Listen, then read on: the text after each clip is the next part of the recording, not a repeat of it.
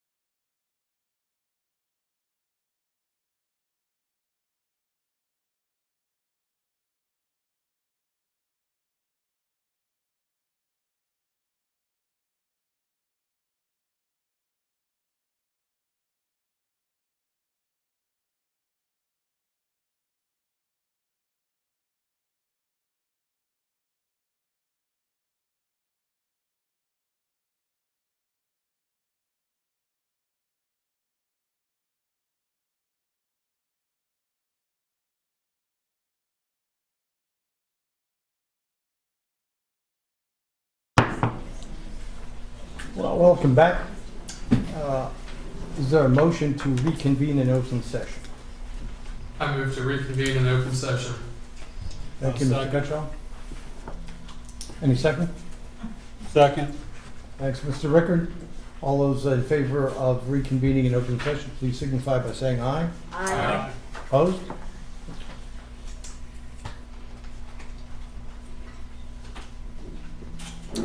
The Shenandoah County School Board hereby certifies by roll call vote that to the best of each member's knowledge, only public business matters lawfully exempted from open meeting requirements by Virginia law were discussed in the closed meeting to which this certification resolution applies. And only such business matters as were identified in the motion convening the closed meeting were heard, discussed, or considered by the Shenandoah County School Board. Each member responds, "I so certify" when called. Can we have a roll call vote, please? Mr. Street, I so certify. Ms. Carlino, I so certify. Mr. Gutschall, I so certify. Ms. Roots, I so certify. Mr. Rickard, I so certify. Mr. Barlow. I so certify. Mr. Rickard has the invocation and pledge of allegiance. Mike? I've invited the pastor of my church to come and give the invocation, Pastor Tony Allen Bates.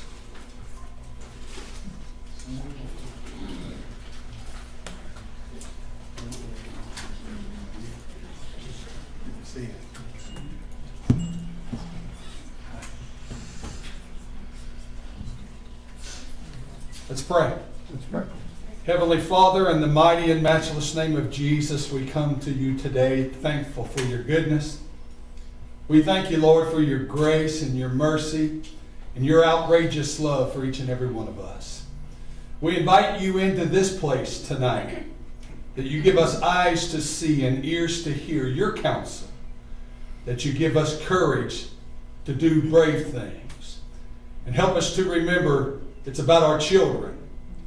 Help us to remember that it's about the teachers and the sacrifices that they all make to make sure that the next generation is raised in a way that you will get glory.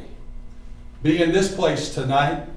Help us to have peaceful dissent. Let us disagree without being disagreeable, so that every word that comes out of our mouth and every action that happens in a way that you get glory and you get honor. In the name of Jesus we pray. Amen. Amen.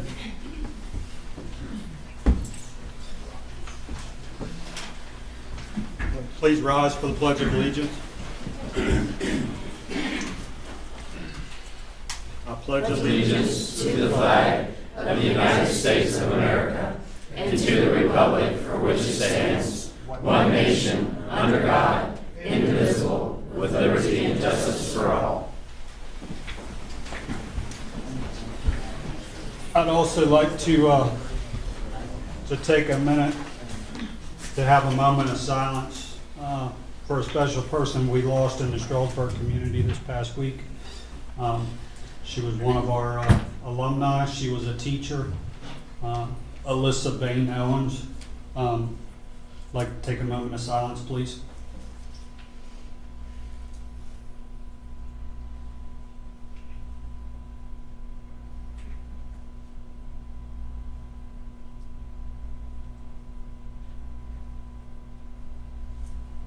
Thank you. Thank you, Mr. Rickard. Appreciate that.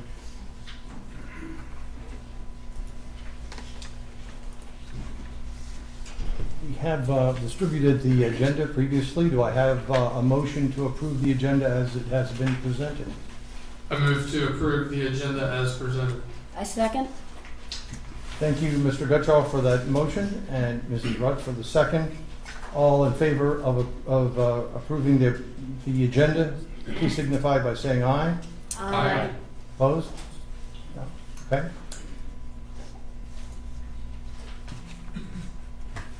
And now it's time for our favorite time, recognitions. Dr. Shepard. Thank you. I would like to introduce Dr. Heingardner. He is going to recognize our 2024 Administrative Leadership Academy. Good evening, Chairman Barlow, members of the board, and Dr. Shepherd. I appreciate the opportunity to recognize some people who have strongly considered making the transition into administration. And they've at least considered it so much that they've spent some time studying, attending trainings, doing shadowing in our schools with our principals to learn more about what that job entails. That program used to have a large number, does not have a large number anymore. So I really appreciate these folks for their interest and their work. They did a great job. They had a culminating activity at Triple Tech where they displayed their learning, and it's quite apparent that this is a sharp group of people, and I think they would be serving us well if they decide to go into administration. So without further ado, I'd like to introduce them. First was Ms. Cynthia Brump. Moving forward. And you can stay up there because Tim's going to take a picture. All right. Congratulations. Thank you. Next is Kyle Kokinen.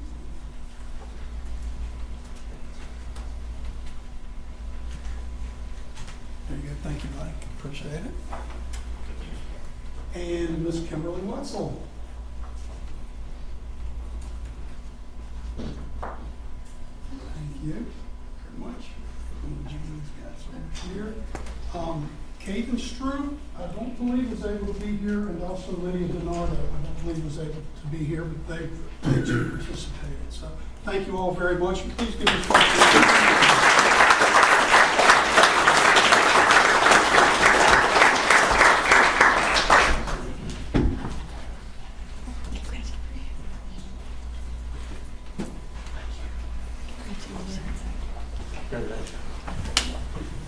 Thank you, ma'am.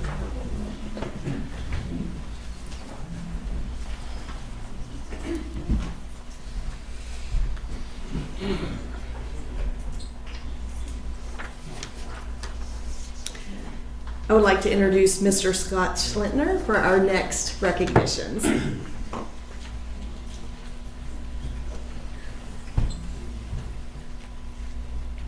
Mr. Chairman, members of the board, I do want to start, and Dr. Shepherd, sorry, I do want to start by letting you know that I truly feel blessed to be part of this county and put in a position that I am currently in.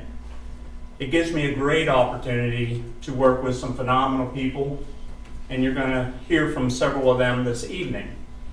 But not only through those teachers that work hard day in and day out for the students that are in our community and in our building, they are also working for the students across the state.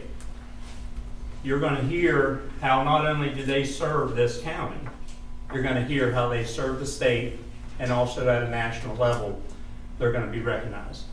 So it was a great honor to start with Dakota Stroud and his accomplishments and his students' accomplishments. Thank you, Mr. Schlentner, and good evening, esteemed members of the Shenandoah County Public School Board, Dr. Shepherd, families, students, and community members. I am Dakota Stroud, the agricultural education teacher and FFA advisor at Signal Mountain Middle School. I'm honored to share with you that I have been selected as one of 64 National FFA Teacher Ambassadors for the 2024-2025 school year, proudly representing Signal Mountain Middle FFA in Virginia. This opportunity is a great honor as it allows me to serve as a leader, mentor, and trainer for over 10,000 FFA advisors nationwide, including those in Puerto Rico and the U.S. Virgin Islands. As a National Teacher Ambassador, I will play a crucial role in supporting the professional growth of fellow educators and providing valuable feedback to the National FFA organization on the evolving educational landscape. I'm eager to contribute to the continued success and relevance of FFA in today's schools, and I'm deeply grateful for the unwavering support of my principal, Mr. Schlentner, assistant principal, Mr. Kibler, our CT director, and then all the folks at Central Office.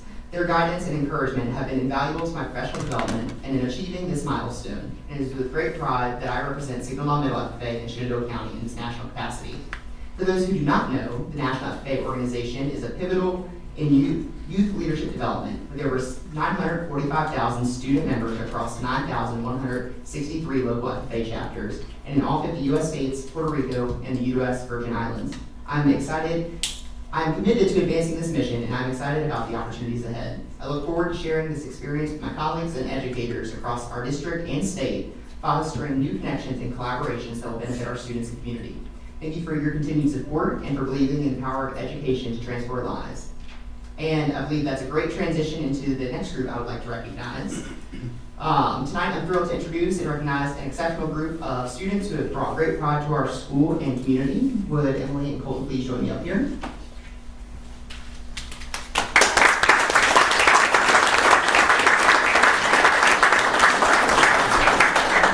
This year, our team competed in the Virginia FFA State Land and Range Judging Career Development Event, Junior Division, and achieved remarkable success. The competition involves evaluating soil properties, determining land use capabilities, and assessing range conditions, all critical skills for understanding and managing our natural resources sustainably. Please join me in congratulating our team members based on their outstanding achievements. Placing 4th overall was Kelly Adkins, placing 5th overall was Colton Henry, placing 10th overall was Piper Dellinger, and placing 13th overall was Emily Hamrick. I'm incredibly proud of Kelly, Colton, Piper, and Emily. Their hard work, teamwork, and passion for agricultural science have led them to this outstanding achievement. Please join me in giving them a round of applause.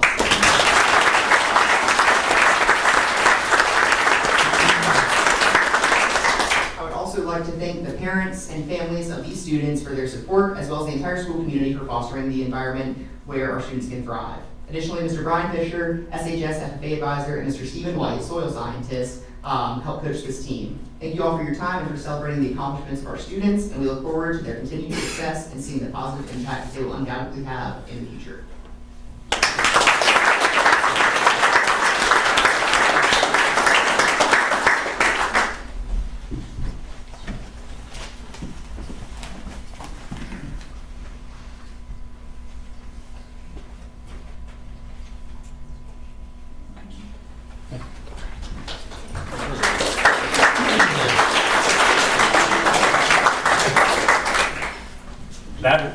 That is just one.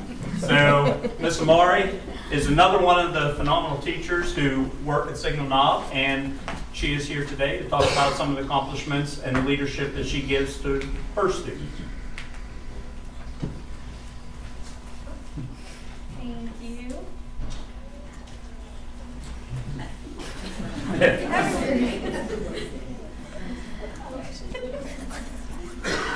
Good evening. I stand before you today with great pride and enthusiasm to share the remarkable achievements of our students at the recent Virginia FCCLA State Leadership and Recognition Conference held April 11th through the 13th in Virginia Beach.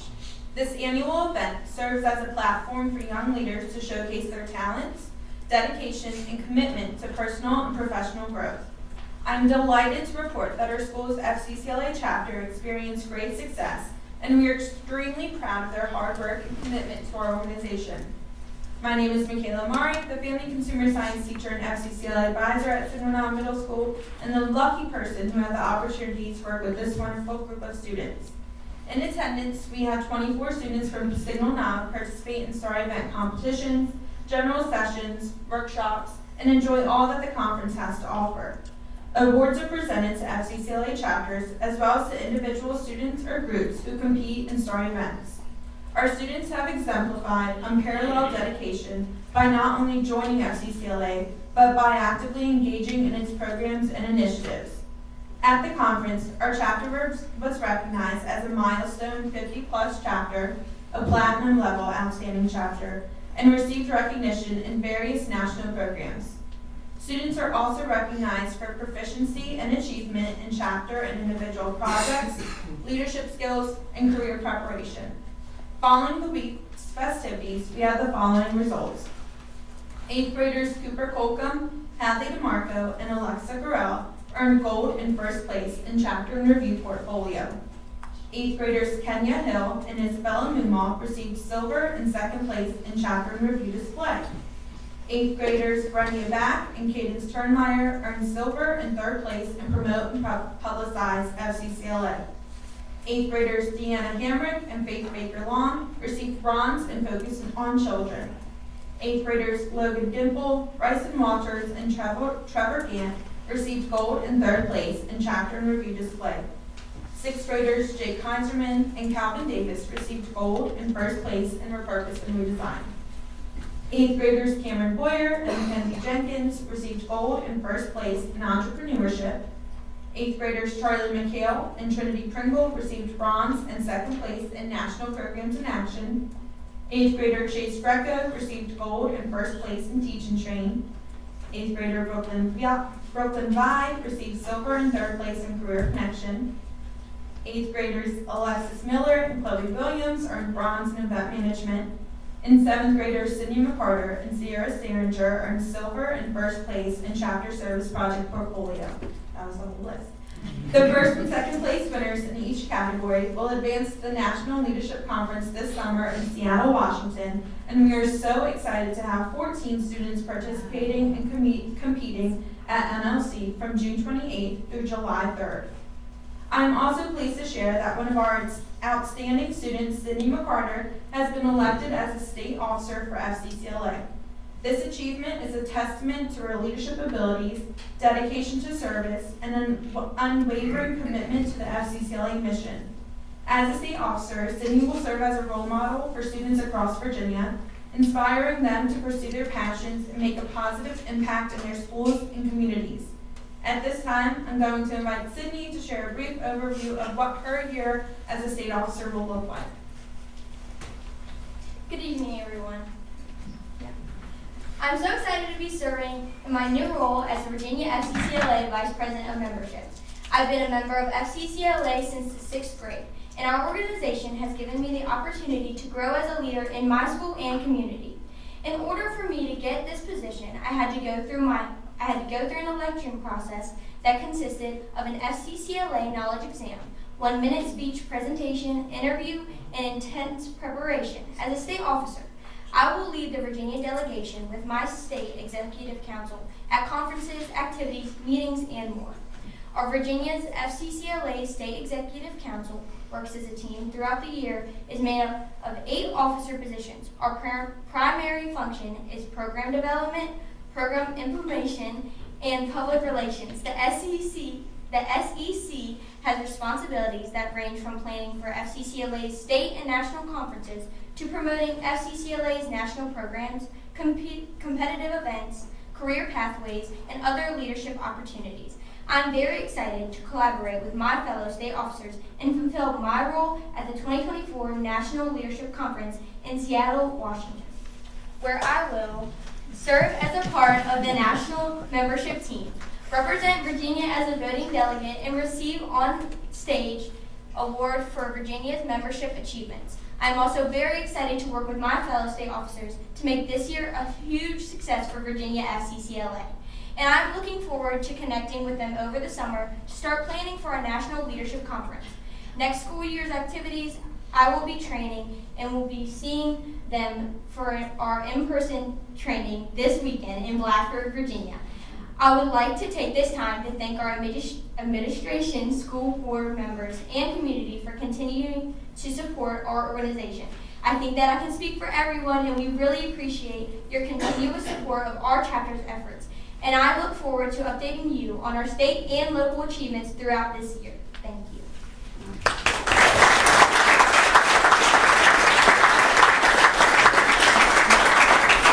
Thanks, Sydney.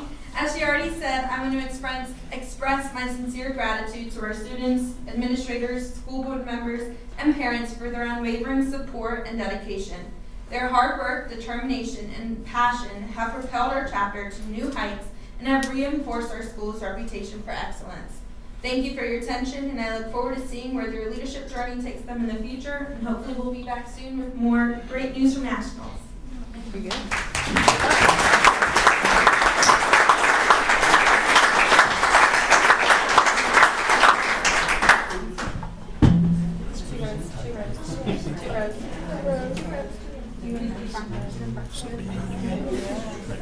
There you go. Rose. Thank you very much.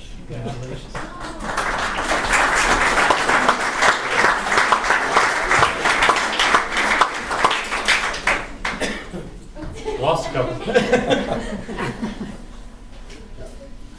Okay, I do just want to close by personally thanking each and every one of you. You have a very difficult job. I know there's a lot of stuff that is currently going on. But I want to take this opportunity and thank personally each of you for the job that you do day in and day out. And I can see that for each of you, that the students, the schools in this area are first and foremost in every one of your decisions. I personally want to just say, this is just a snapshot of the good things that are occurring in the schools across our entire county. And I'm pleased to work here, I'm blessed to work here, and I want to personally thank you again. Have a great evening. Thank you. Thank you.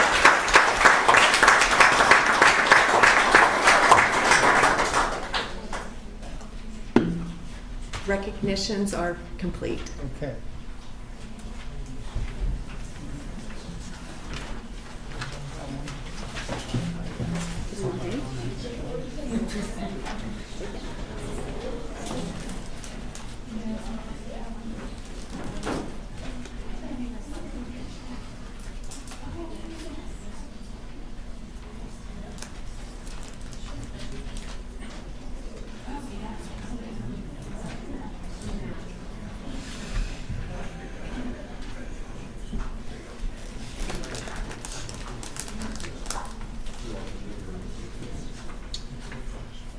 All right. The Shenandoah County School Board welcomes public comment during most regular meetings and during public hearings. School board members do not respond to public comments during the meeting or hearing. Each speaker for this meeting has been modified to 2 minutes maximum per speaker due to the anticipated large number of speakers. We don't have as many as we thought, but we're going to stick to what we put down here is that time constraint. All comments should address a matter related to Shenandoah County Public Schools. Complaints regarding division employees should be directed to the school principal or an appropriate school division official. The school board expects that each speaker will be courteous, modeling for our students how one can respectfully disagree with others' views. Speakers will address their comments to the entire school board and not to one individual board member, to the superintendent, to a staff member, nor to the audience. Speakers will not engage in personal attacks. Speakers may sign up to speak at a school board meeting or public hearing on document provided by the clerk of the school board, which you've done. Many of you have. Speakers are called in order in which you have signed up. If time allows, yes it will, the chair can allow comments from individuals who have not yet signed up. Speaker may not speak more than once on a specific topic. If a speaker would like to present written comments to the school board, 8 copies should be provided to the school board clerk as the speaker approaches the podium to speak.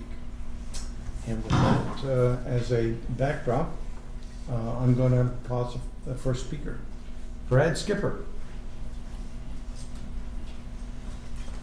Good evening. You must be so proud of yourselves. You've collectively brought shame and ridicule to all of us here in the county. You couldn't be content with doing your jobs and establishing the vision, goals, and budgets for our public schools. Instead, you insisted on fighting culture wars against the already marginalized. First, you went after books, then transgender students, and now it's black and brown kids.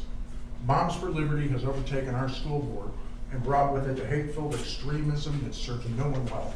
I urge you to go back and read your mission statement because your actions are diametrically opposed to it. Either follow it or rewrite it, please. We now know of at least 50 alleged violations of the civil rights of our students, according to the litigation you sought. I say sought because you were put on notice on several occasions the consequences of this incredibly insensitive posturing.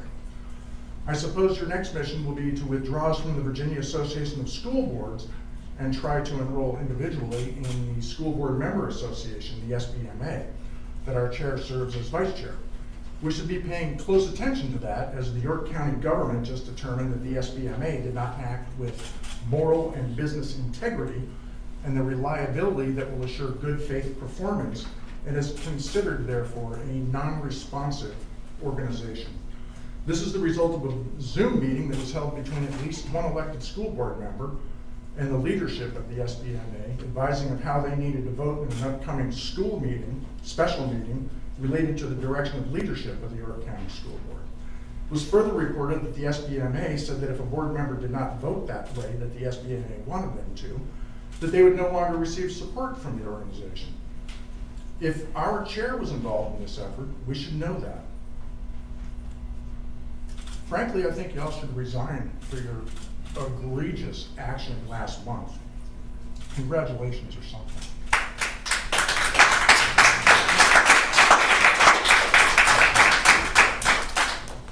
Julian Vini.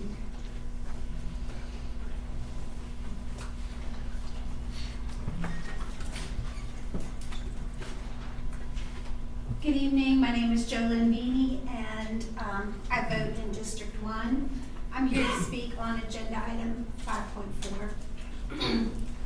Shenandoah County and the school board could certainly benefit from hearing from a wide range of voices who can speak with knowledge, expertise, and experience. What purpose does limiting this to Shenandoah County residents serve? Aren't there teachers who live outside the county who may want to address the board? Aren't there parents of children attending Shenandoah County schools who live outside the county who may want to address the board? Aren't Shenandoah County schools funded by county, state, and federal taxpayers who may want to address the board? Fascism is defined as a system of government characterized by a rigid, one-party dictatorship.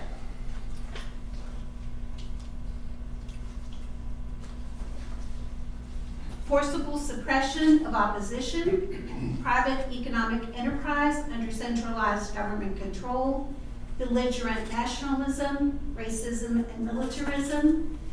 A vote to allow only Shenandoah County residents to speak seems like a step in that direction.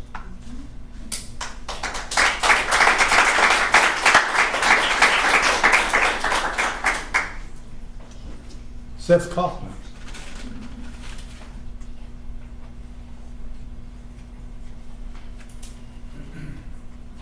Good evening. My name is Seth Kaufman. I live in Quicksburg. And I won't take a full 2 minutes tonight. Had to go over by the school on southern end of the campus, or southern end of the county this week, and I noticed the new granite, or the old granite Stonewall Jackson sign is back up. But it was different. There's black tape covering up the image of Stonewall Jackson and the stars and bars.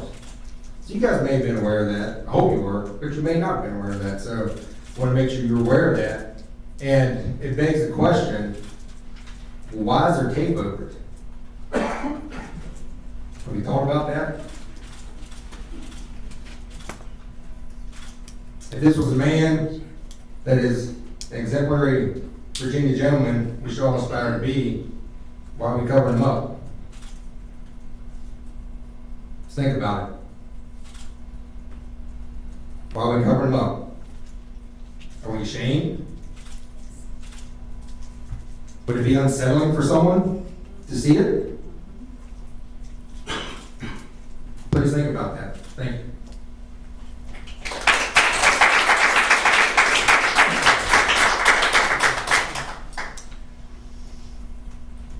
Okay, is it Raj Arner? Is that right? Arner. Hello, how are you all? The last time I came before the school board was about 20 years ago about the truck stop. They want to put a truck stop there, and I had to convince the school board it wasn't in the kids' best interest. I served in 1996 on soil and water. I've been an educator out here since 1980. I even helped the girls' tennis team make it to the finals at Central High. If you want to see a bunch of champs, you should have seen those 6 girls. They had the heart of gold.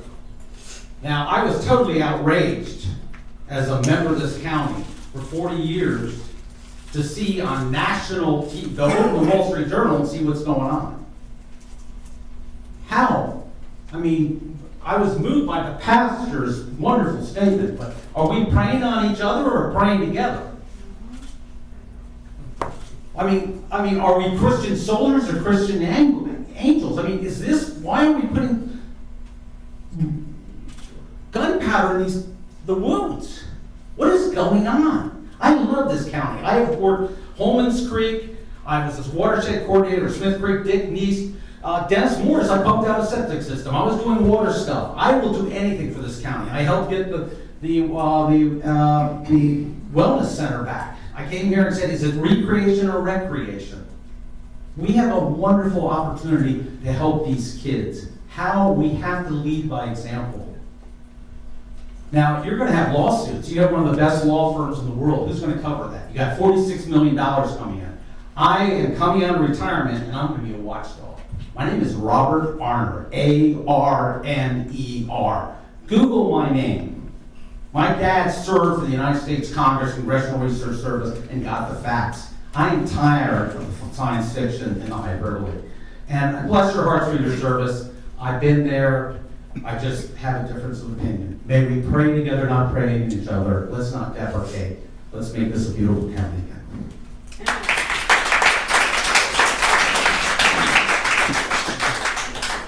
Charles Street.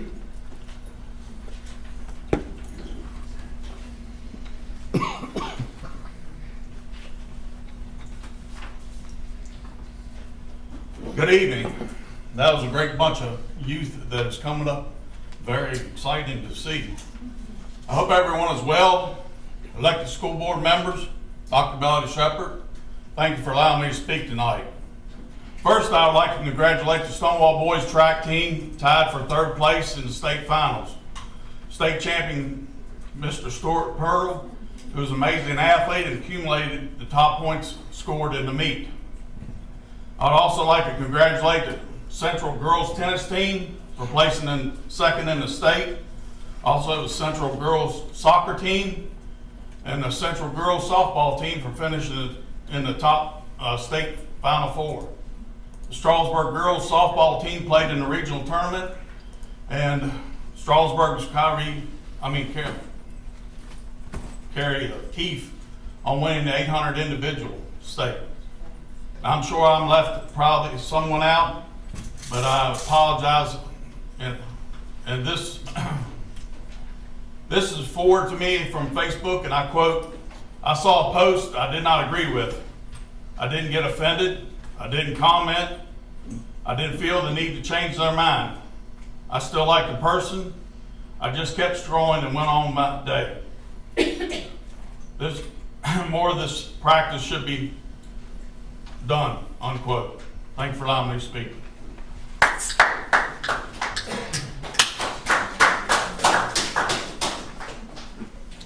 Steve Heischman.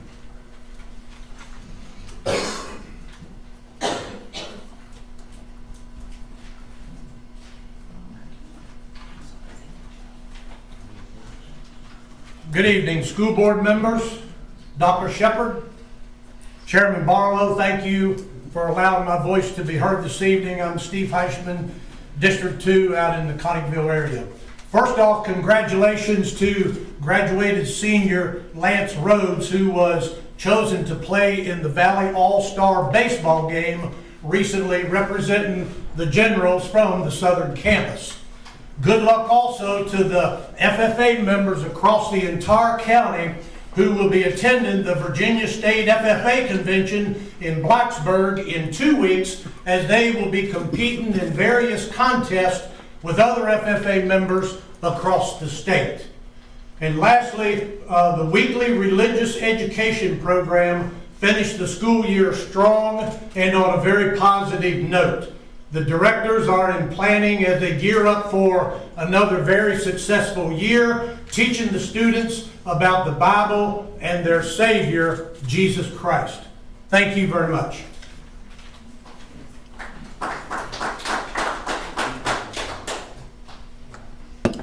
Rhonda Richard.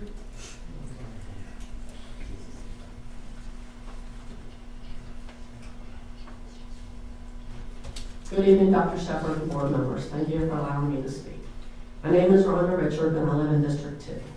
I want to also congratulate all state track participants and winners. I will make this short and sweet. I want to thank all of those people involved in the name change over the last 4 years. Some of those people involved have attended most, if not all, school board meetings. You see, for us, it isn't about a woke agenda. It's about all aspects of the school system. So I hope to see everyone sitting here tonight at the end of this meeting if you all truly care about all parts of Center County Public Schools. Thank you.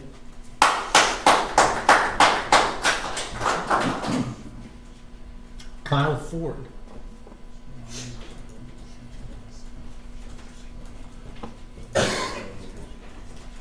Good evening. My name is Kyle Ford. I live in Woodstock, Virginia, on Logan Circle. As I was walking up here, I couldn't help but notice Mr. Gene Kilby, who His father was a prominent civil rights activist that helped desegregate Warren County public schools in the 1950s. In his own right, he is a civil rights activist, and it's right here in our community. What he's not is a resident of Shenandoah County. And I think there's a big problem with this policy that you may or may not pass. And I'm being genuine. Like you can qualify who can come and speak to at these meetings. You don't actually have to have a public comment period. That is not the law. But if you do have a public comment period, it needs to be regulated in a way that all people who have a vested interest in this community and in the school board, in the school system, and the students can speak. You've got people, you've got non-residents who own land here that pay taxes here. You have civil rights organizations like the NRA, the NAACP, who are not based out of Shenandoah County.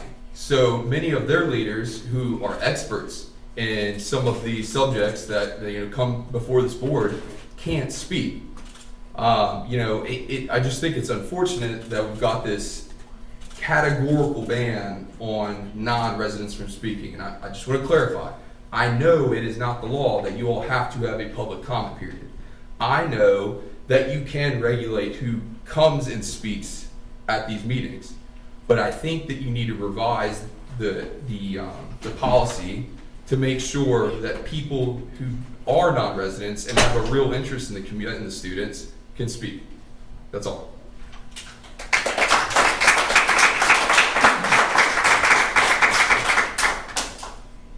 Virginia Rosen.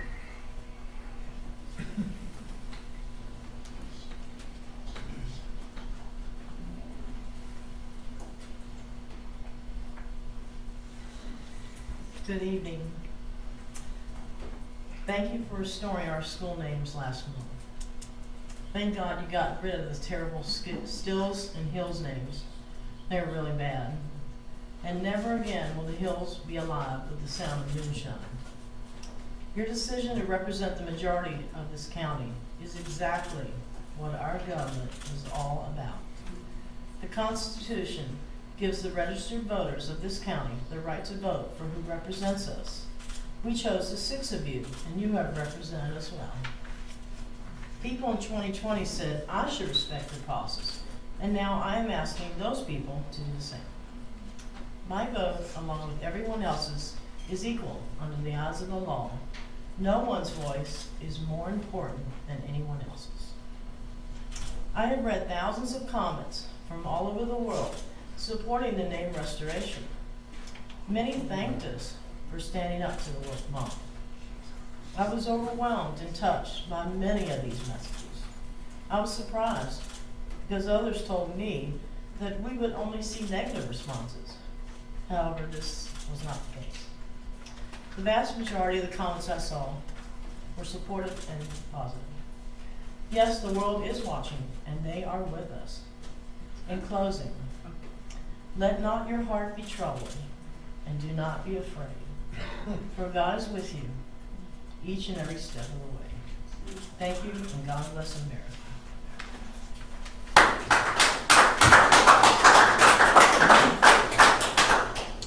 Trey Heichman.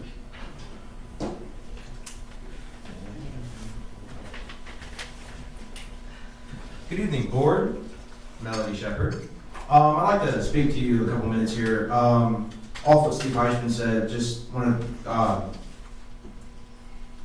wish the best of luck to all the FFA members in the county and all through the state that are competing at state convention in 2 weeks. Also like to just come up here and tell you that I will be representing my chapter and running for a state office as well at state convention. So just thank you all for the support and everything you do for the schools to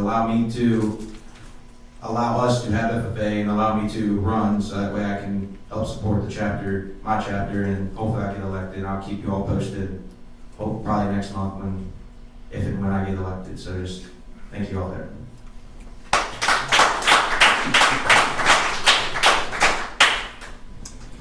That's the end of the folks who've signed up. Is there anybody who would like to speak now? All right.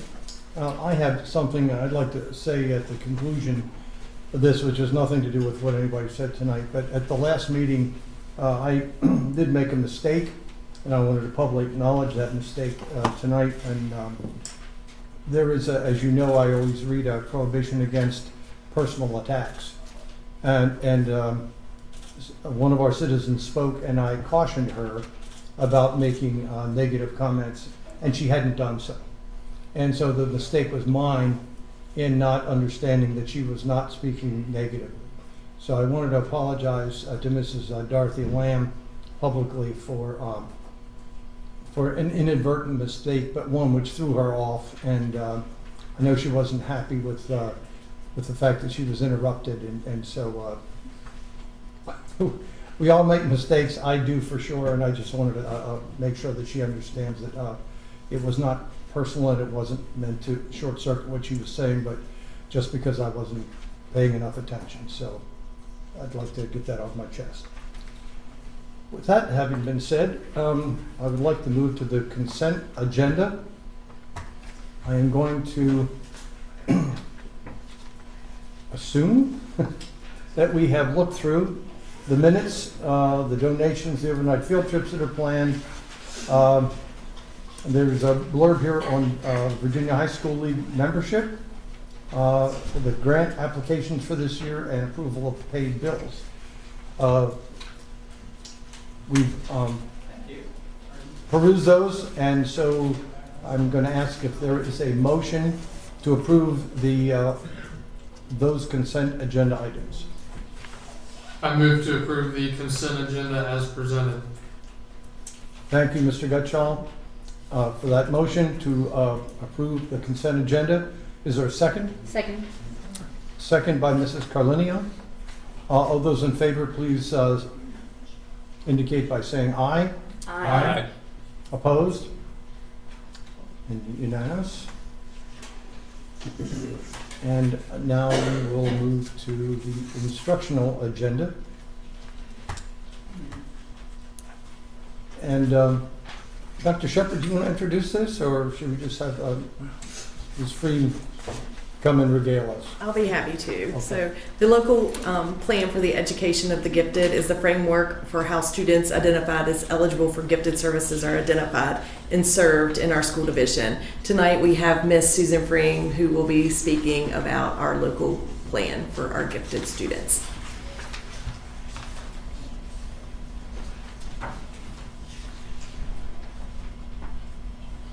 Good evening, Chairman Barlow, board members. As Dr. Shepard said, she asked me to go over some of the proposed changes to our local plan for the education of the gifted. I didn't follow Cheryl's directions and turned on. Okay, so just to provide some perspective, I wanted to start by showing the number of students in our school division that are identified as eligible for gifted services. As you can see, the total number of students identified has remained relatively consistent over the last 6 years. And the population makes up approximately 6.7% of our students in grades 2 through 12. The Virginia regulations governing educational services for gifted students mandates that all school divisions identify gifted students and they serve gifted students. However, how they accomplish that is really up to each school division to make those decisions. The regulations also stipulate that local school divisions must create a local plan for the education of the gifted. This document serves as a blueprint as to how each school division identifies gifted students and then how they serve those individuals. Every 6 years, the VDOE coordinates a technical review. The technical review is merely an examination of the local plan. There's not a site visit. There are no interviews. They don't come to see anything that's going on here. They're just looking at our local plan. Our most recent technical review was in the fall of 2022. However, there were some changes in personnel at VDOE, and because of that, there was a delay in getting our findings. So we received our findings in the fall of 2023. The findings from technical review come via recommendations and commendations. So we received 6 commendations and 15 recommendations. and all of those have been addressed in the revised local plan. Our current plan was adopted in 2020, and if you compare our current plan to the proposed plan, it looks completely different. The reason is the changes are primarily in verbiage, and there was a lot more description added throughout the plan to reflect our current practices. However, the content for the most part is largely the same. There are two significant changes in the proposed plan. The first is how we identify students for eligibility for gifted services.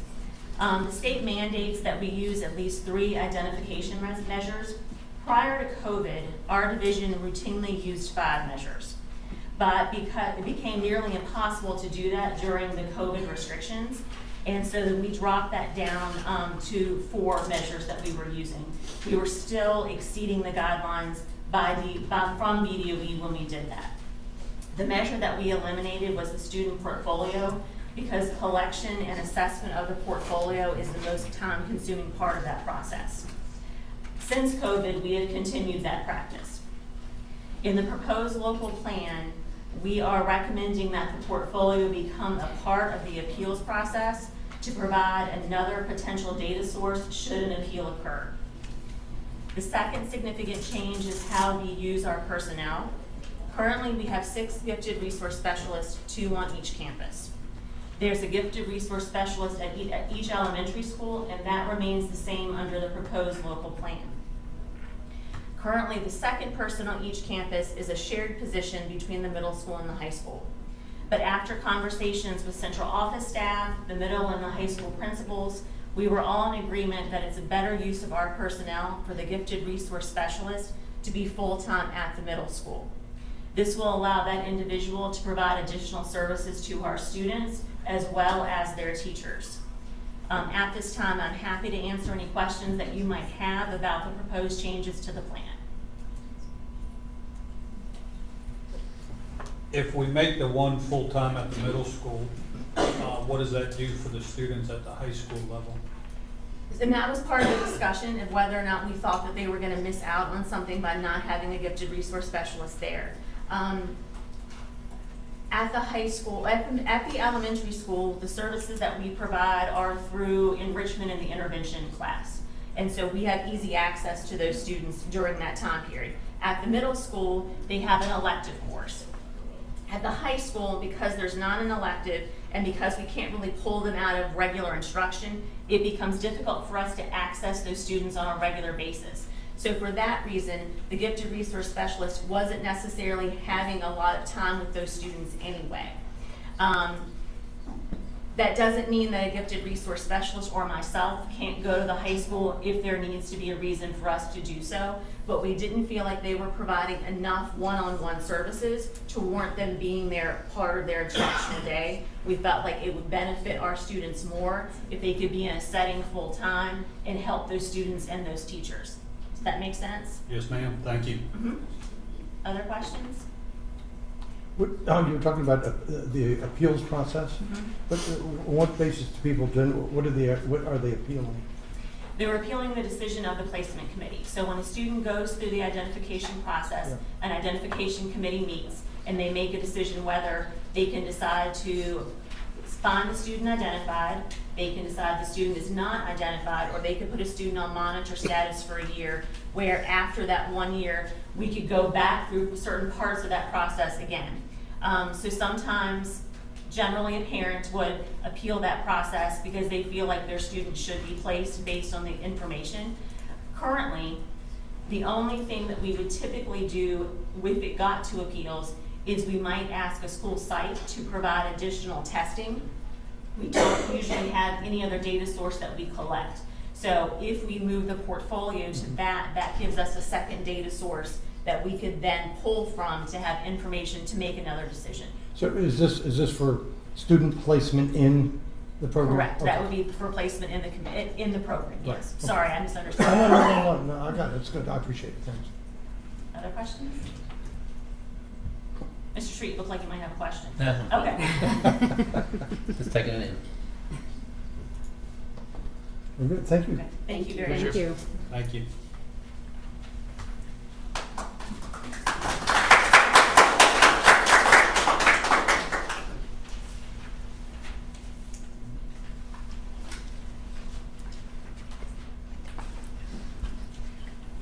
So this evening we have Wendy Thousand. She will be speaking to us about the special education department restructure.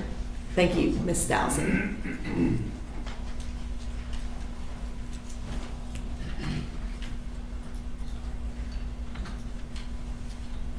Good evening, Dr. Shepherd, Chairman Barlow, school board members. Thank you for this opportunity to present our plan for the restructuring of the special education department.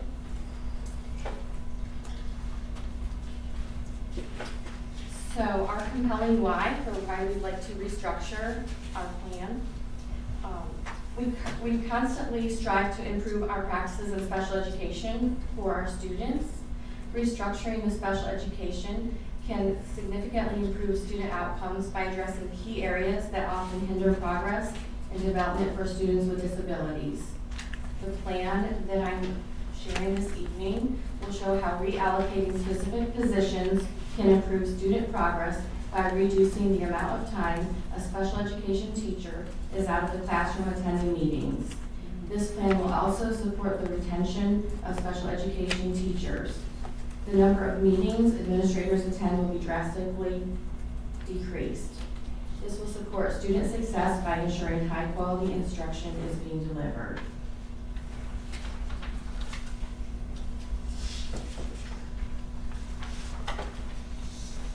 First, we plan to reallocate the 2 social worker positions.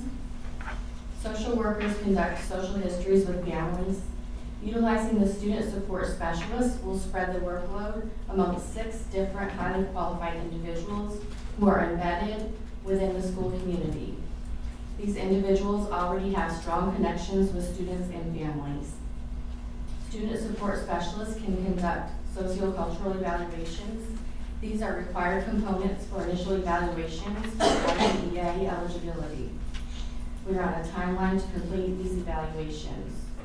Student support specialists have received training through VDOE and will receive ongoing training with VDOE throughout the year. School psychologists can interpret the results of sociocultural reports per regulations.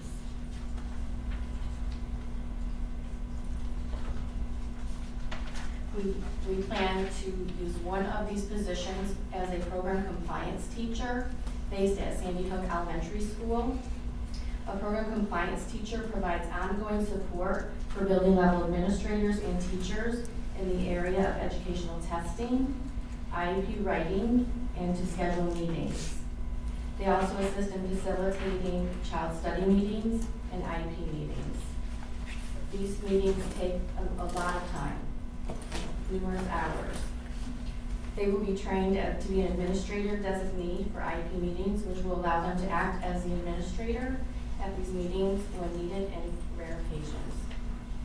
Program compliance teacher positions were piloted on the southern campus, and this was a success. On this slide, it may be a little difficult to see, but you can see this is some data that shows how our program compliance teachers on the southern campus utilize their time. On the first section there, the first row, where they were reviewing IEPs, conferencing with teachers, documenting changes. Those hours saved administrators time. And this was data that was collected from September just through March. So that's a huge relief on the administrators, and it's very intensive coaching on very technical information related to special education. The information that they shared regarding other meetings where they were chairing these meetings. On the next section, what's called a review existing data meeting, preparing work, uploading, filing, educational testing, all of that alleviated the workload for special education teachers, thus allowing the special education teachers to be in classrooms instructing students, providing them with specially designed instruction.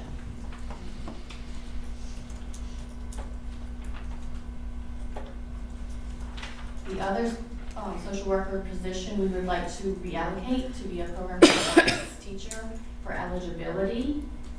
This is a very exciting part of our plan because this would We offer a lot of relief for our building administrators as well as special education teachers.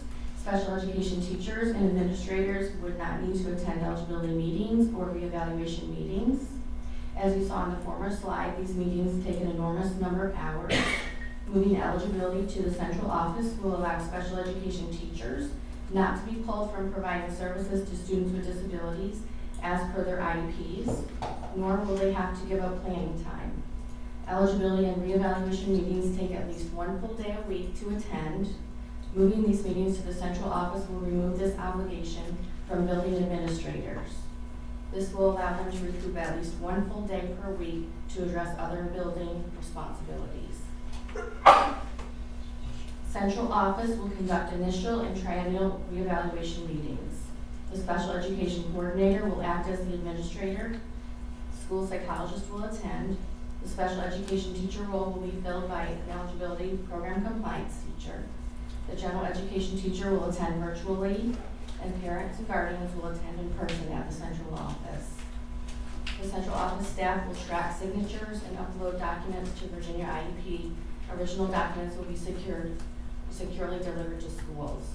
So much of the burden, much of the responsibilities will be handled by central office. We strive to retain special education teachers, and reducing the amount of paperwork and number of meetings will help to retain special education teachers, as well as ensure delivery of services for the IEPs.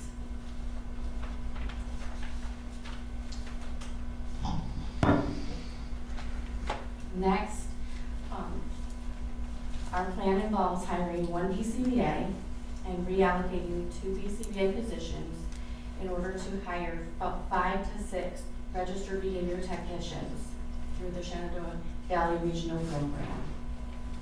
What this allows us to do is offer increased support to teachers working with students who exhibit challenging behaviors. This would support increased student access to the curriculum and increased success to the public school setting by providing direct support in the classroom. Increased support with challenging behaviors will assist in teacher retention. Lastly, the special education teacher position reallocated. We would like to reallocate, we plan to reallocate one special teacher position from Peter Muhlenberg Middle School to be a program compliance teacher between Peter Muhlenberg Middle School and Central High School to assist and provide support to the special education teachers and administrators in those buildings and the aspects related to compliance. Thus, again, allowing special education teachers more time in their classrooms, providing specially designed instruction. Any questions? I don't have questions, but I do have a comment. I want to thank you, Ms. Chapman, for coming up with this. Mr. Ricker and I were able to sit and had a great presentation from you.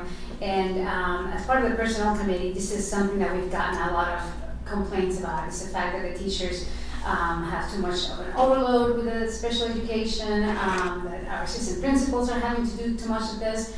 We're not a very wealthy county at all, so we have to work with the resources that we have, and you guys, I think, have done a great job. I really hope that this will work, ease the burden for the teachers and for the assistant principals, and look and see what we can do next year. So thank you. Thank you. Appreciate that. Ms. Stratton and I worked really hard on this to. I can imagine. Thank you. Thank you. Appreciate this. I'd just like to piggyback off of her. This looks wonderful, and I know that it's a great need with the special education program. Thrilled to death to see you place somebody at Sandy Hook. I know that's a hot spot, and I think this is wonderful. Thank you for all the work you put into it. Thank you. Appreciate it. Don't go away. Go away.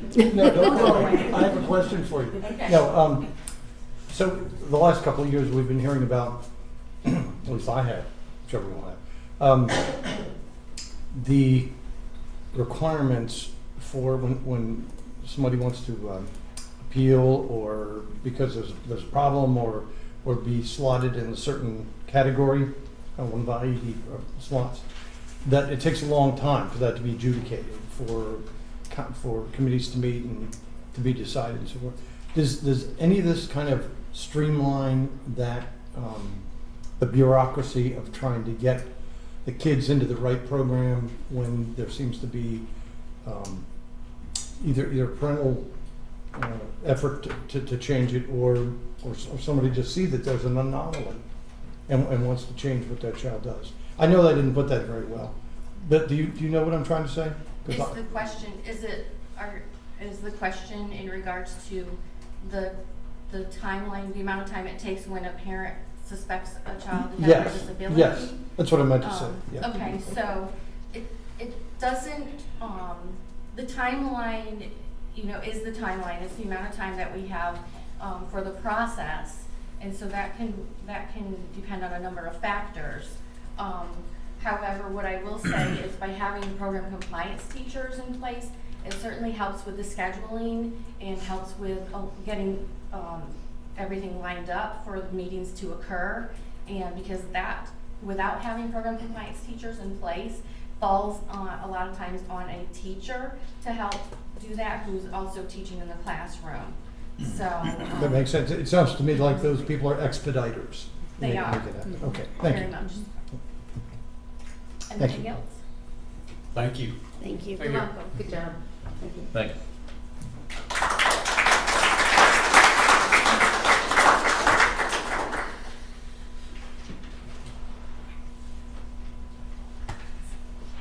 We're ready to move into the informational agenda.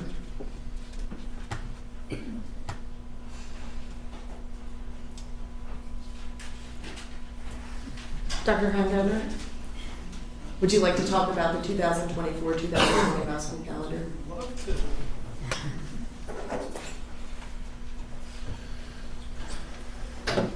Well, good evening once again. Now, if it's okay, I'm going to combine 5.1 and 5.2. They're separated on your agenda, but I'm combining them for this presentation. And but before, I want to give you a little caveat with this. I've got some friends who are going to help me here in 1 second, but you're going to see two different proposals. One for the immediate next year's calendar. All right, that starts in 44 days. Just in case you're wondering, 44 days they'll be walking through the door. And so we're looking at a schedule that we might be able to make some improvements on for next year. That's one piece of information that we'd like for you to vote on June the 24th. Because obviously the sooner we can let people know if the changes are going to occur, the better off we are.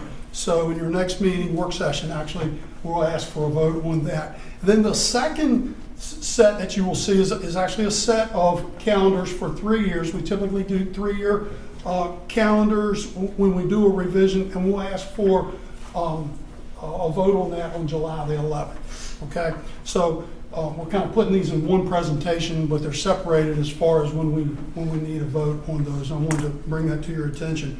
I really want to thank everyone that's on the calendar committee. You'll see that list of folks that participated in. There's a wide spectrum of people, and I appreciate all their work.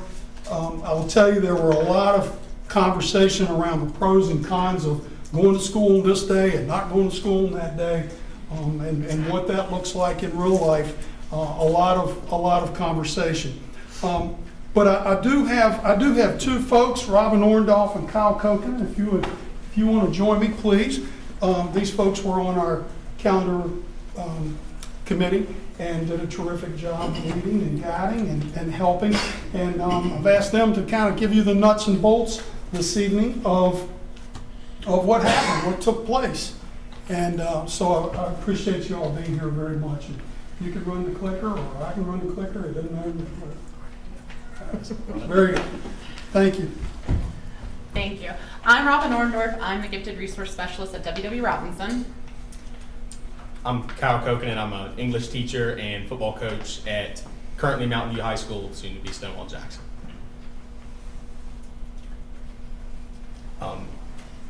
Just want to start by talking about what our committee objectives were during our time with the calendar committee. Obviously, we were working together to create calendars for the 25-26, 26-27, and 27-28 calendars. We also worked and communicated a little bit on the 24-25 calendar for next year as well. One of the things that we continue to bring to the forefront was focus on working for agreement and not just consensus, that through our multiple meetings with our committee that we could come together to talk about multiple aspects of our calendar to truly agree on things and not just settle. The other thing we talked about quite often with our committee was keeping the main thing, which for us is obviously creating a safe environment and student achievement. What can we do to better our environment and better our school year for our students? One of the things that we also talked about quite a lot was that the calendar committee is a process of compromise, and we'll show our list of the different teachers and community members and administrators we had on our committee that brought multiple viewpoints, and so coming to a compromise on that was one of our main focuses as well. So our committee members were made up of 12 teachers. There was one from each building and then some additional teachers that were representing special interest groups such as the SCEA. There were also 4 administrators and then 4 parents or community members representing each of the campuses. You can see the list there.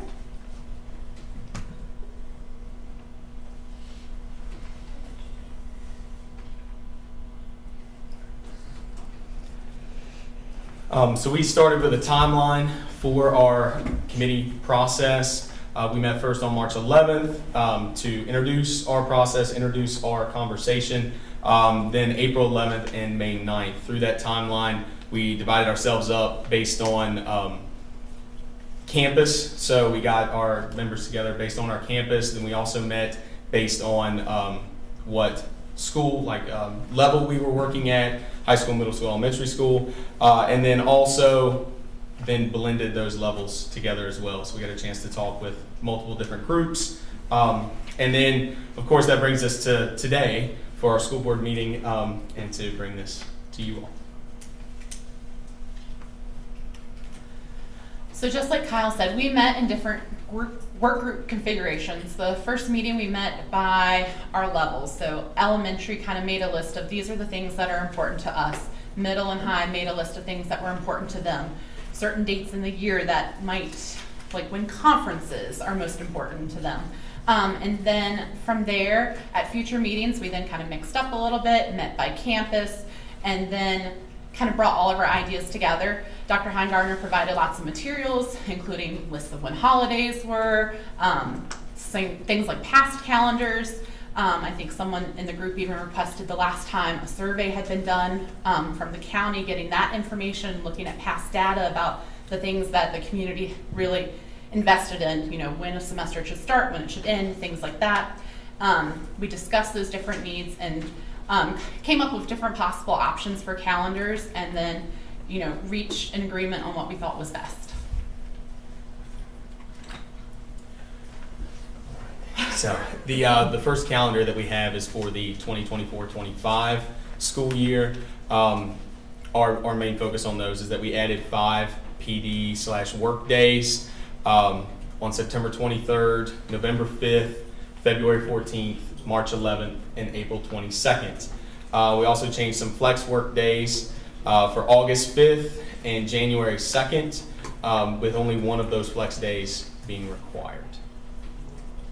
So with this calendar, one of the most important things that we heard over and over and over again was that teachers needed time. So the addition of work days helps to address some of that. As some of you all may have heard in some recent committee meetings, there's some required professional development next year for teachers related to the Virginia Literacy Act. There's new SOLs that are being introduced. And so we're hoping that these 5 additional work days in the calendar will help alleviate some of the additional workload that teachers are going to have next year with lots of new things coming their way. We didn't make any drastic changes to this calendar since it's a previously adopted calendar that parents have already kind of planned around a little bit. So we just added in those 5 days where we thought would make sense. So like April 22nd is like tacked onto spring break. So that would be an additional spring day spring break day for students to have off.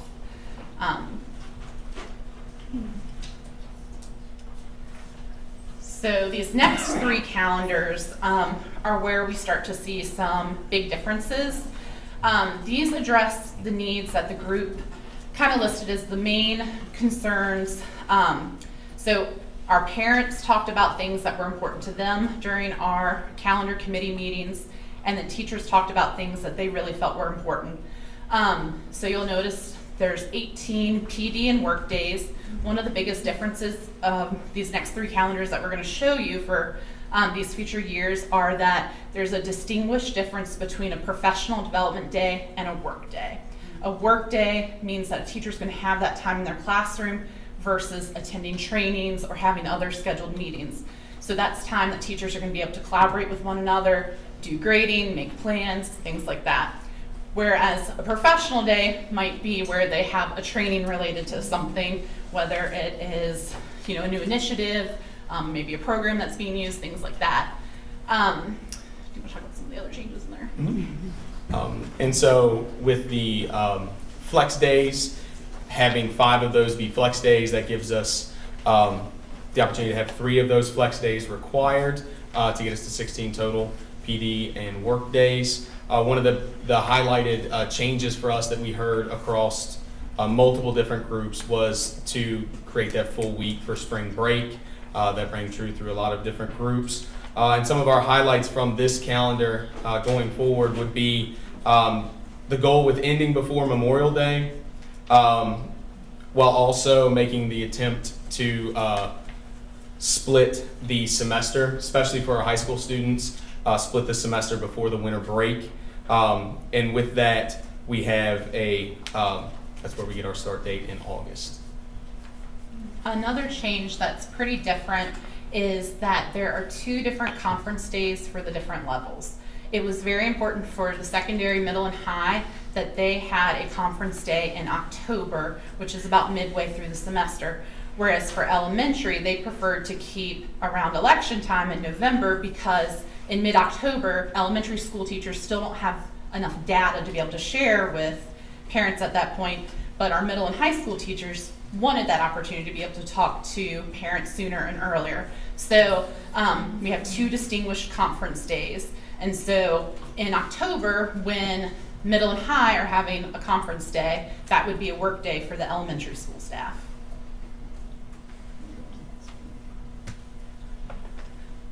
So this is the 2026-2027 calendar. It is very similar. Again, we are looking at keeping the semester to end before winter break, and then wrapping up by Memorial Day. That's common across all 3 years. Again, another week off for spring break. And then the 2027-2028 calendar, again, follows that same example. You'll notice that we have March 7th off for primary elections. That it will be a work day for teachers. And then what's a little bit different about this calendar is that Easter falls late in April. And so the committee felt that it was important to have a break sooner and not so close to the end of the year. So Easter week is that, or not Easter week, sorry, spring break week is that last week in March on this calendar.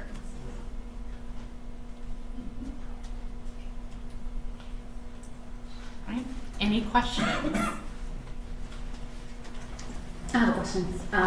Again, thank you for all your work with this, and like you said, we kept hearing from teachers that they wanted more planning days or work days. I know for the next year you said you have added 5, but they're professional development days. Are they also going to be work days, or what are we doing? Yeah, they would be planned that way. The professional development that is planned, it won't take all day every session. I think there's a different number that's required for K through 3 and then 4 through 8. But it won't take all day each one of those. So part of the day would be professional development, part of the day would be work day. Okay. Yeah. Okay.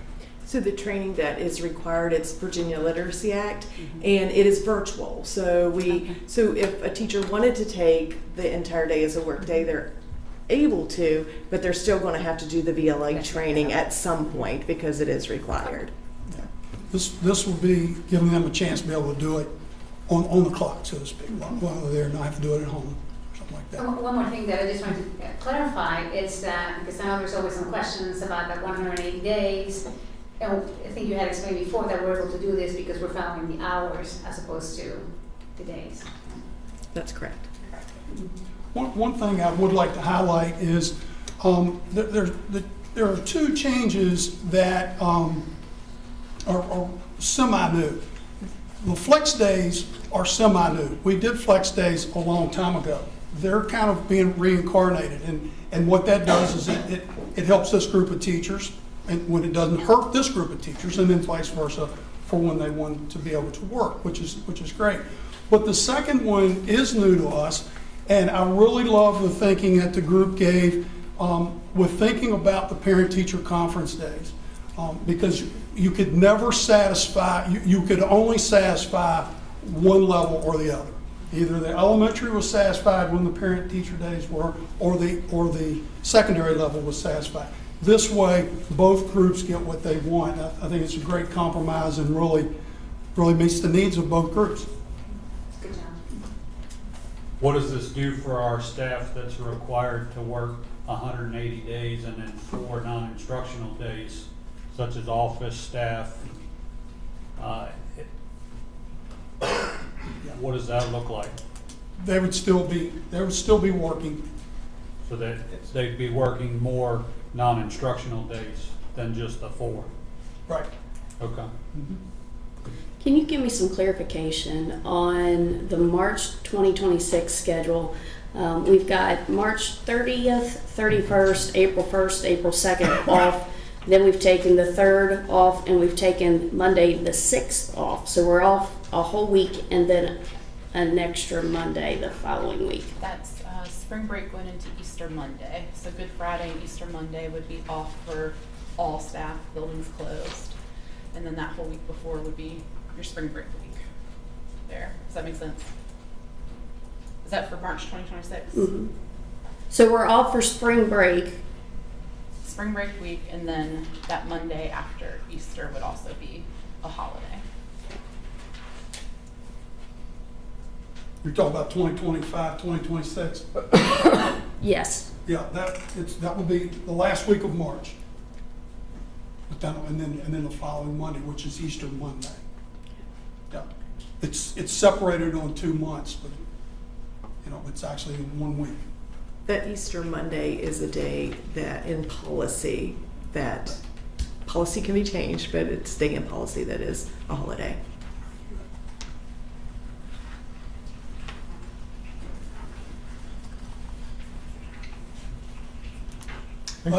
If you have any other questions up until our time, don't hesitate to reach out. So, Dave, you indicated that we have an action item for next year at the work session. That's correct.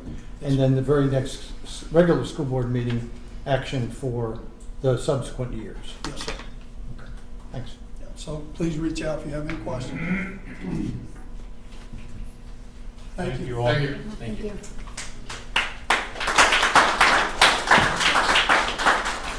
Dr. Heingartner, you're not done.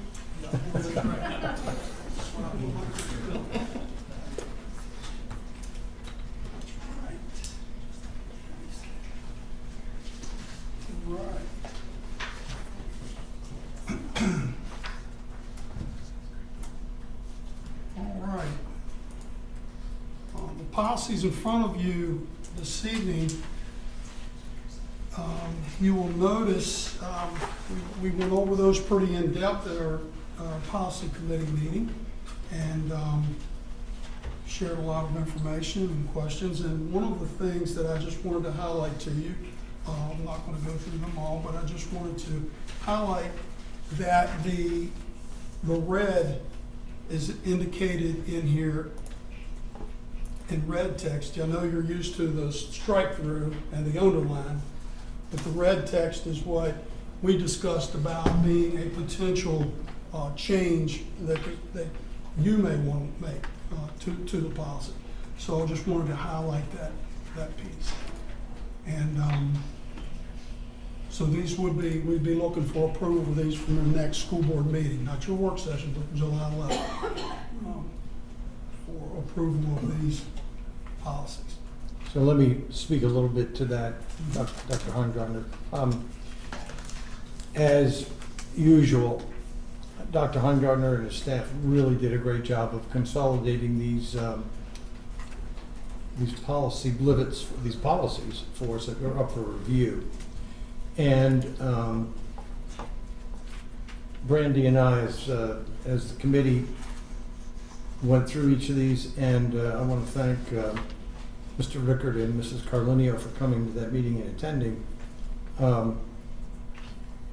And I think it's a real tribute to our superintendent that she has been there for each of these for the guidance and knowledge about what's happening. So it made it much easier. But I want to point out to the board that the SCPS revisions that are here are Dr. Heimgartner's take on what we came up with as a consensus that day. Not necessarily approved, but what we saw as a consensus, and he tried to capture that. And I've gone through this, and I think he did a splendid job of capturing that.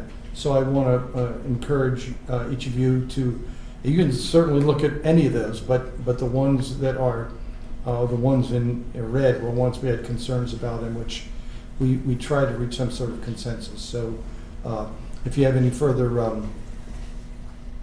comments for further modifications, bring them with you for the next work session.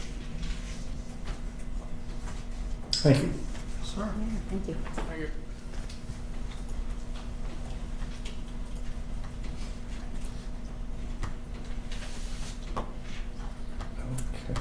5.4 regulation BDDH-R, KD-R, public participation at school board meetings. Regulation BDDH-R, KD-R, public participation of school board meetings has been revised to welcome public comment from Shenandoah County residents at regular school board meetings. This policy is being presented for information at this evening's meeting, and the recommendation will be for approval at the June 24 school board work session. I'm happy to answer any questions. Do you know how many districts across the state have a similar policy? Or do you know if you may not have had the time to research all 132 of them, but have similar ones, or has, you've been given guidance that something similar exists? Yes, so I've been given guidance that this is not the only regulation. Ours would not be the only regulation that limits who speaks at public comment. Some school boards do not allow public comment either. So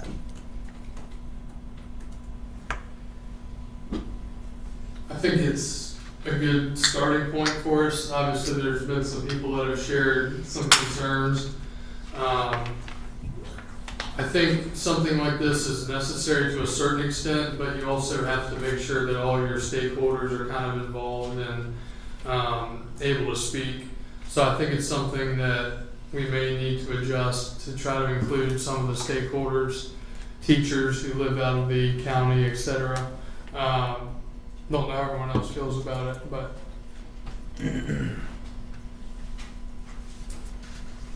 Mr. Rickard? I'd just like to add to what Kyle said. I got an email on my way here this evening from one of our staff members that made a lot of good points and were reiterated by someone from the public tonight. I believe we need to cover the staff, the students, but I would like to see it limited to people that are just here to speak from the county. I don't see a reason for Winchester, Front Royal, and other places coming to give their input. It's regardless. Okay, yeah, so we're not going to be involved in the debate at the moment, but I appreciate the input, and that's why it's on the agenda for a work session. So come with those ideas so we can cobble together a good one. So that'll be up for discussion on our next work session. All right, give me just 1 second.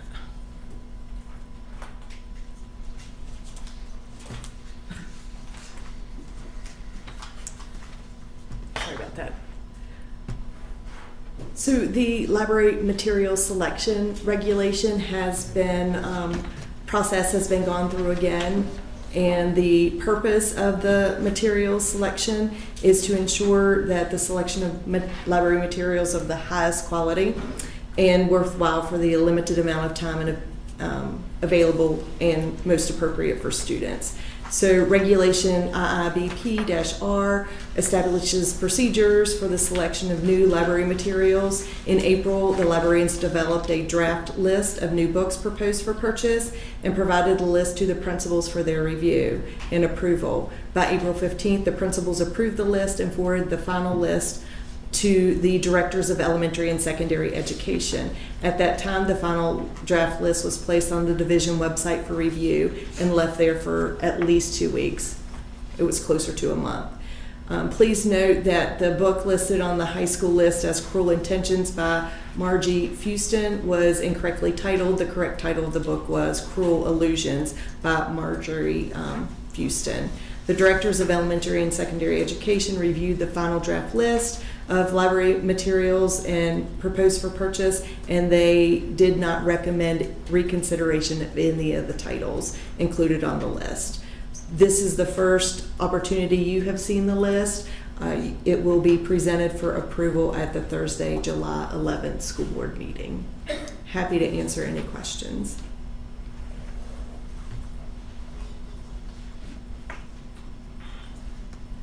Thank you. Thank you.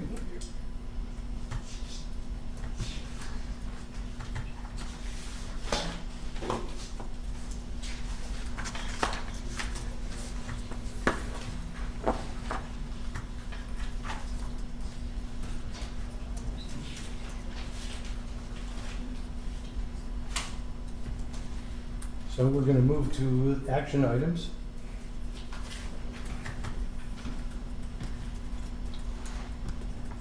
And we have a request to appropriate the Competitive Innovation Program Equipment Grant funds. We have the an explanation there of what this is all about. We've seen these before. This grant, this particular one is allocated for skilled trade programs throughout the state, and it's in the amount of $37,500 and be used for automotive technology program at Fifth Tech. Angie, are you here? Is there anything further we need to know about that, do you think? I don't think so. This was just inadvertently missed to put on action the last time, so it's been like 2 months since you've seen it. But Okay. just need to approve it. All right, thank you. So we do need a motion to approve that request for that grant. I'd like to move to approve the request to appropriate the Competitive Innovation Program Equipment Grant as presented. Thank you, Mrs. Rutz, for that motion. Any second? Second. Mr. Street, thank you for seconding. All in favor of approving the Competitive Innovative Grant Award Notice, please signify by saying aye. Aye. Any opposed? Okay, not hearing any. Going to move to the approve the personnel list that has been presented to us. The list of appointments, reappointments, etc., have been presented and are before us. Is there a motion that we accept? I move to approve the personnel list as presented. I second. Thank you, Mr. Rickard and Mrs. Rutz. All of those in favor of accepting the personnel actions that have been presented to us, please signify by saying aye. Aye. Any opposed? No? So that is another unanimous.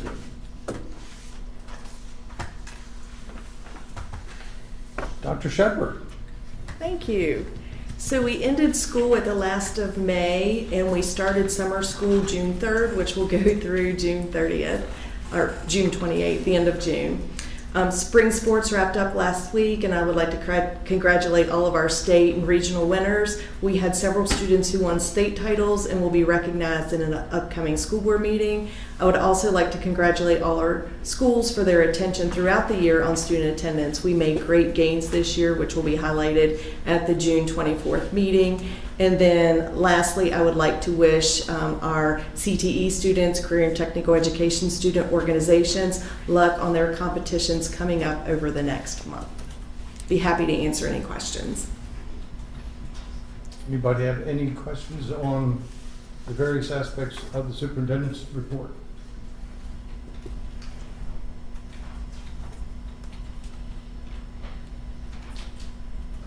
Then we will move to school board member comments. Who would like to start?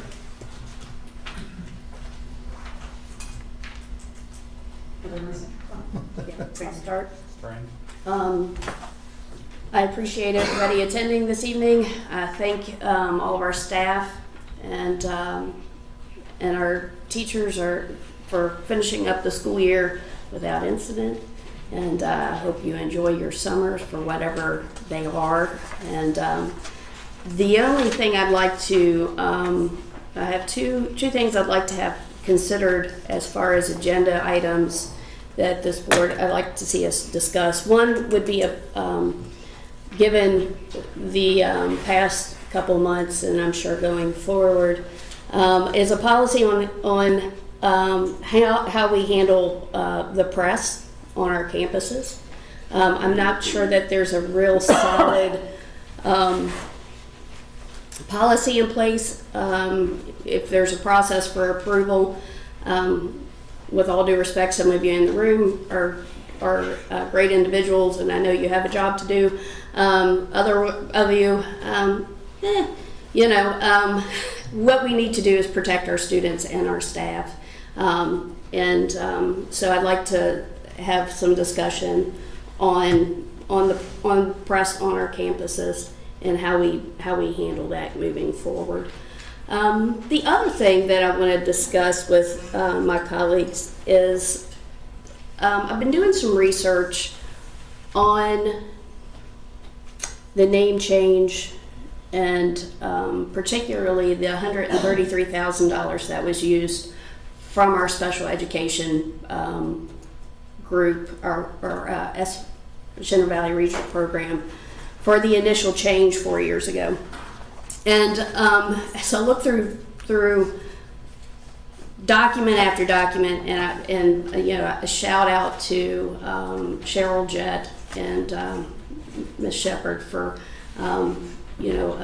appeasing me on my request and getting that process quickly. There's some questions that I have. And Angie has tried to help me out understanding what happened. And there's a lot of shadows around that transfer, around those monies. I reached out to Johnston, Farmer, and Cox today, and I'm waiting for an answer on what a forensic audit would cost us. And I had heard from a colleague in Warren who indicated that it wasn't as outlandish as we might think. So I would like to consider a forensic audit probably from July 20th to probably July of 2020 to July of 2022. I'd like to see where the money came from. I mean, these are special ed kids. They're our most delicate. We have never, ever had a savings. And I know the processes for the state at that point changed.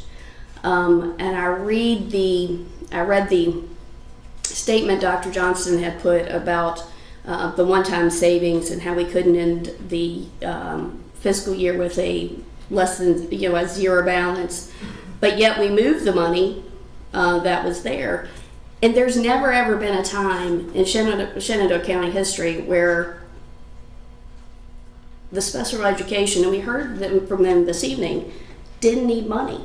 So I know that previous to that, it has, everything I have found has been listed as state funds, which is also a concern for me. I think there's probably some conversations with the BDOE that need to happen, but yes, I would like to see a forensic audit could be considered for that time frame. And that is all. Mr. Rickard. First of all, I want to thank Randy for doing that homework and that research. Thank you. Second thing I'd like to look at is I was approached by a parapro about possibly helping our custodial staff in order to put in more hours and make a little bit more money. And I know with that area being lacking, they're already in the building. I'd like to look at the possibility of, if they wish, signing up or whatever to stay in the evening time and help the custodial staff clean the schools. I know I had talked to Dr. Shepard about this, and I'd like to put it out there to the fellow board members, something for us to look into. Point of clarification. I didn't. What group of personnel are you talking about? Parapros. Okay, thank you. I was approached by one and given this idea, and I was like, man, that's not such a bad idea, being that we always seem to be lacking in that area at all three campuses. And if the parapros want to take that on, if it's possible, I'd like to look into it and open it up for discussion at future meeting. Other than that, I hope everybody enjoys their summers. Thank our staff. We have an astounding staff in Shenandoah County. Hopefully all the students enjoy their summers. And thank everybody from the public that stayed for the whole meeting tonight. Well, I do have a couple of things. I'll try to be quick. The first thing was I wanted to thank Pastor Katie and Mr. Heischman for hosting our mental health task force a week ago, 2 weeks ago, and Sharon Barlow for also coming. It was probably our smallest crowd, but I'm going to say that's probably because it's June, but I appreciate the effort, and I think the next one in July is going to be at Crew. I also wanted to mention that we are going to be considering at the next meeting a flag and decor policy that we have drafted. It's a very simple document, and it's just going to give some uniformity to what is going to be allowed in the schools and the classrooms. And finally, I just wanted to kind of comment a little bit on what's been going on since our last meeting. I'm not going to be talking about any of the litigation, obviously, except to comment and say that we are fully committed to fighting this lawsuit to the fullest extent of the law, and we have confidence that in the end the whole truth will come out. But my concern has to do more with the commentary that we've been hearing. Now, I appreciate all of you who have reached out to me, to us, and commended us and thanked us, and we have received a lot of positive feedback on this. However, not all has been positive. And one of the things that we have been getting is just a lot of nasty, vulgar accusations, harassment, email, phones, texts, and all that. Now, us as school board members, we're probably the ones who deserve that. We're the ones who voted on this. And to be honest, I think, I'm going to speak for myself, it comes to a point, one of the unintended consequences of being called names and harassed for so long is that at some point the names just don't really affect you anymore. However, I'm talking about our receptionist and our assistants and even our own superintendent has been getting a lot of this, frankly, very despicable language and treatment. They do not deserve this. They're working the phones, they're working for our kids. So for them to be getting all this harassment and this vulgarity over the phone is simply uncalled for. Now, I will have to say, I think most of it is from out of the area and out of state. I think that's what we've seen for a lot of the phone calls, or most of the phone calls that we're getting. But regardless, it remains to be said, that that is completely uncalled for. And at the same time, I did want to give big thanks and a shout out to all our employees who have been getting a lot of this, and they have been very graceful in navigating all those phone calls and this situation. So for that, I wanted to thank them all for their great work.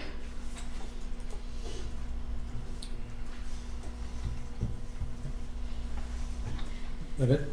Yeah, Okay, I'm done. that's okay, good. Tom? Thank you, Gloria, Brandon, Mike. Just want to sum up, I guess, the end of the school year. Thank all the staff, everything they do, and thank the teachers and the coaches. Education priority is teaching and learning, but I am an advocate for the other things that fall, yes, below that priority-wise, but they are important, whatever it may be. You know, music, sports, theater. I'm all about, you know, after teaching and learning and education, a well-rounded student. So want to thank all the other departments outside of the classroom for all they've done this year, and congratulations. We've heard the athletics here this evening and their accomplishments. And so I want to thank all the coaches that put in all the time to do that. Anyway, I just want to thank everybody. Thank everybody for coming tonight and speaking. And so I guess that's it. Thank you, Mr. Street and Mr. Gutschall. Yeah, thank you to everybody, the public, for coming out. All of our staff and students and everyone for a great school year. Looking forward to another one. Our work session in a couple weeks, I know we're going to be discussing the whole the VSBA thing. I know we had a community member mention something about York County. That's something that I saw as well when it comes to the other association. It doesn't matter to me who we go with, or I don't even think as a board you would join them necessarily. I think it's more of an independent member organization, but just kind of sticking to the VSBA. I think that's something that our board should kind of, obviously we'll be discussing it, but seriously consider possibly stepping away from them. There are positives to the VSBA that I've noticed, but there's also, in my opinion, negatives as well. We know it's big when it comes to lobbying and all that, which in some ways is good, but in other ways, at least for our size of the locality, we've noticed, especially Dennis and Brandy and I, that a lot of the amendments and different bills and all that stuff that gets pushed for are for the larger localities, and then when it comes to us, we're kind of discredited because we're smaller. So in that sense, it's not that beneficial to us specifically here in Shenandoah County. So I would just like for us to seriously consider that next month at our meeting. I know other counties have done it as well, 4 or 5 maybe, but I wouldn't be shocked to see others join in as well. So just discuss it and see where we go from there. I know a decision will have to be made near the beginning of July, so that'll be something we can talk about if we could. Go ahead. I'd just like to add, on behalf of School Board Member Alliance, let's keep in mind there's 2 sides to every story. They have come out with their rebuttal, and right now the only thing that's really been out there is York County's words. So just keep in mind there's 2 sides to every story. Okay, I'm going to wrap up. There are a number of issues that have been raised here by school board members, Madam Superintendent, that we're going to take up at the work session. So I just wanted to make sure that clearly we've been asked and should take a look at the calendars. So we'll do that, and we'll peruse those as we will the policies that we've reviewed. So we need to be on that. You ready to discuss those? I think it's a good admonition, a good catch that we have a policy that would have how we deal with press on campus. It's not going to abate, and we have to have a common sense policy that our administrators can follow. So we know that the custodial staff has a tough job, often a thankless job, and if we can find any way that we can supplant that, or we can not supplant, but support it from some creative way. I'm all about hearing about that. And I also think that as with the press on campus, we need some consistent way of having what kind of flags that are advocative should be displayed or could be displayed. So we need a clear-cut policy on that. As far as VSB membership is concerned, there's a lot of money involved. There are a lot of services that are dubious, and but it's not necessarily neither or between organizations. There are other ways we could pool our money with other divisions, or hire our own attorney to do policy oversight, or whatever. But I think it deserves a round discussion from us so that we can make decisions on those. I think the concept of an audit on the name change might prove beneficial. I'm not sure, but I think we ought to take a look and see what happened, especially if you can help us figure out, where this money came and went. That would be probably enlightening. And I don't have anything original to add other than those. So I think we're chock full of things that we need to be concerned with between now and our meeting. What is it, about 10 days from now? So anyway, I guess there are no further comments. So I'm going to bring this meeting down, adjourn it at 9:11 p.m.